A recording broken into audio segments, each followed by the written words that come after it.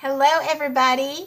My name is Lane Loftus. I'm a Senior Gold Ambassador with Plexus Worldwide, and I'm so excited that I get to be here with you guys tonight and give you a little bit of my story, a little bit of my testimony. So on March 23rd, it will be 1 year since I became an ambassador with Plexus, but my story starts a little bit before that. Just to give you a little bit of backdrop, I am a very outgoing, happy, joyful person. It's never been hard for me to be happy and joyful. That's always come very natural. And any other feelings I'm very unfamiliar with. So that kind of tells you who I've been so that all this will make a little bit more sense to you. So my first major heartbreak that I went through was infertility. My husband and I had been married for a few years and went ahead and decided to start our family. And it didn't go as planned.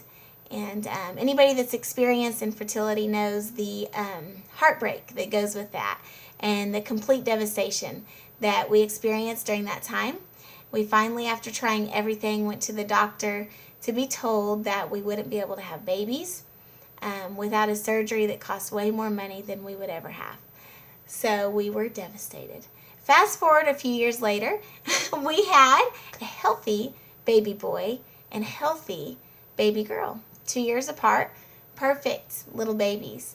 And that just happened. There was no surgery done, nothing like that, just a good prayer to a good God. So anyway, fast forward to that, we've got these 2 babies, 2 years apart, time to have another baby. Because as mamas like to have them we've got it all planned out in our head when we're going to get pregnant and when we're going to give birth to those next babies. That's just how we are. So that went great. I got pregnant right on time, what I had in my little mind. And a while into the pregnancy, I woke up one morning with terrible cramps and did not say anything to my husband, just wanted to ignore what was happening, even though I knew. And so I stood up to go make breakfast for the family, and as soon as I stood up, my miscarriage began. And I miscarried our 3rd baby, a little girl that we named Caroline, and that is probably where my story begins. Because that's the first time I've ever been too overwhelmed with emotions that I didn't know how to handle them. I had emotions that I didn't even know was inside of me. Just loss in a way I had never experienced it. When your body is doing something that you did not give it permission to do, it's a very hard thing to experience and to deal with. And so I chose not to deal with any of those things. I just bottled up the hurt and the confusion and the anger and all that. I just went ahead and put it in a bottle and put it to the side because I didn't have time for that. I had a family depending on me every day. And so I just skipped through those emotions really quickly. And I think that that's when my hormones obviously became out of whack because my body was doing something very unnatural. So we got pregnant very quickly after that, praise the Lord, with our 3rd little healthy baby boy. He was born January 23rd of last year, and the pregnancy was great, and he was healthy. We were so blessed. Here we were with 3 perfect babies, and we had been told we would never have any. So I had everything to be joyful about and nothing to be sad about. But for some reason, I could not find my joy. I was crying all the time for no reason. I remember telling my husband, he caught me one time because I was keeping it a secret because I just really am a joyful person. I didn't understand why this was happening.